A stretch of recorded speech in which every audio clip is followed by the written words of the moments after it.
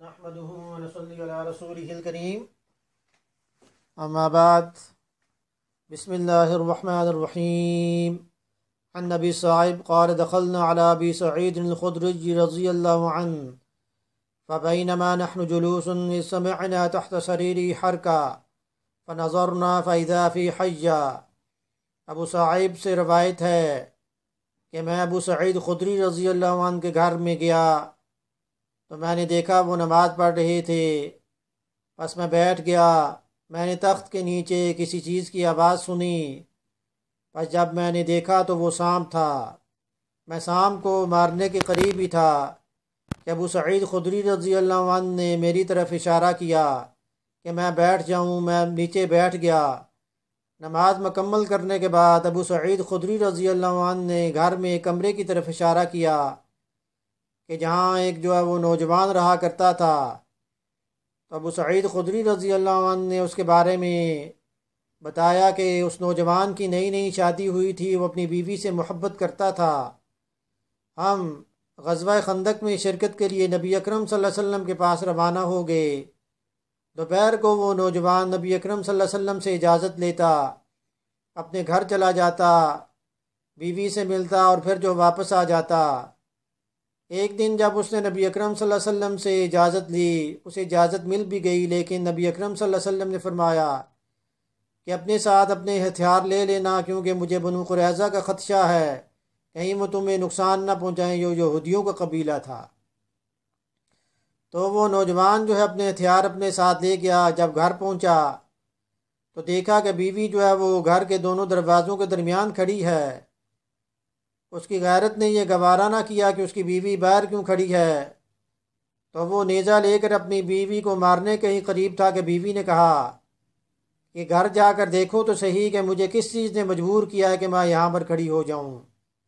تو جب نوجوان کمرے میں داخل ہوا تو دیکھا کہ ایک سانپ وہ کنڈلی مار کر بستر کے اوپر بیٹھا ہوا ہے، اور اس نوجوان نے نیزے میں اس سانپ کو پرو دیا، اور پھر گھر کی زمین تھی وہاں پر اس نیزے کو گاڑ دیا۔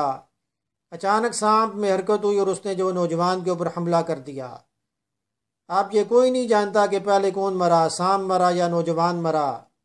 تو ہم نبی اکرم صلی اللہ علیہ وسلم کے پاس گئے اور نبی اکرم صلی اللہ علیہ وسلم کو اس کے بارے میں بتایا اور درخواست کی کہ اس نوجوان کی زندگی کے لیے دعا کریں، شاید وہ سانپ کے زہر کی وجہ سے بے ہوش ہو گیا ہو۔ نبی اکرم صلی اللہ علیہ وسلم نے فرمایا بھئی اپنے دوست کے لیے مغفرت کی دعا کرو اور اس کے کفن دفن کا انتظام کرو۔ اس کے بعد نبی اکرم صلی اللہ علیہ وسلم نے فرمایا کہ مدینہ میں کچھ جنات ایسی ہیں کہ جنہوں نے اسلام قبول کر لیا۔ اب اگر تم گھر میں سانپ کو پاؤ تو 3 دن کے لیے اس پر تنگی کا اعلان کرو۔ اگر دوبارہ تم سانپ کو پاؤ تو اس کو مار دو، کیونکہ وہ شیطان ہے۔ صحیح مسلم کی حدیث نمبر 5839 میں اس کو روایت کیا گیا ہے۔ ایک اور حدیث میں نبی اکرم صلی اللہ علیہ وسلم نے گھر کے سانپوں کو مارنے سے منع فرمایا، لیکن وہ سانپ لبتر یعنی دم کٹے ہیں یا جن کی پشت پر 2 دھاریاں ہیں، ان کو مارنے سے ان کو مار دیا جائے، کیونکہ وہ ان کو دیکھنے سے انسان اندھا ہو جاتا ہے، یعنی ان کے زہر میں ایسا اثر ہوتا ہے کہ ان کو دیکھنے سے ہی انسان اندھا ہو جاتا ہے، وہ بینائی کو زائل کر دیتے ہیں۔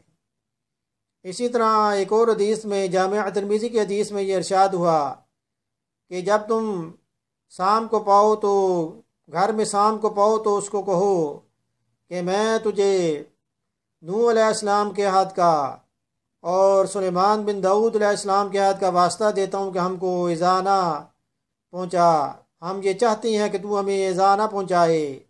اگر اس کے بعد بھی تم اس کو دوبارہ پاؤ تو اس کو مار دو۔ تو ان حدیث میں سانپ کے مارنے کے بارے میں وضاحت کر دی گئی ہے۔ ایک اور حدیث میں آیا کہ سانپ اور بچھو کو مار دو اگرچہ تم نماز میں ہی کیوں نہ ہو۔ تو صحابہ کرام رضی اللہ عنہم آپ نبی اکرم صلی اللہ علیہ وسلم کے نقش قدم پر چلتے تھے، جو بھی آپ ارشاد فرماتے وہ اس کے مطابق ہی عمل کرتے تھے، جس طرح اس حدیث سے بھی یہ بات واضح ہے۔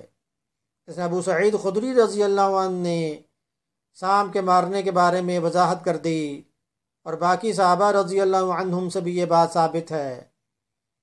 تو اللہ پاک عمل کی توفیق عطا فرمائیں۔ ہمیں بھی نبی اکرم صلی اللہ علیہ وسلم کی پیروی کرنی چاہیے، اطاعت کرنی چاہیے، تاکہ ہم معاشرے کے لیے فائدہ مند ثابت ہو سکیں، اور دوسروں کو جو ہے تبلیغ کرنی چاہیے تاکہ ہم اپنی آخرت جو ہے سنوار سکیں۔ اگر ہم قرآن و سنت کو نہیں سمجھیں گے تو پھر ہم معاشرے کے لیے مفید نہیں ثابت ہو سکتے، بلکہ ہم دوسروں کے لیے پھر نقصان دہ ثابت ہوں گے، کیونکہ المسلم من سلم المسلمون من لسانہ و یدی، مسلمان وہ ہے جس کی زبان اور ہاتھ سے دوسرے مسلمان محفوظ ہوں۔ سپیروں نے یہ کہہ کر سانپوں کو کر دیا بند، انسان ہی کافی ہے انسان کو ڈسنے کے لیے۔ درس سننے کے بعد اس کو شیئر بھی کریں تاکہ یہ آپ لئے صدقہ جاریہ بن جائے۔ وما علینا الا البلاغ المبین۔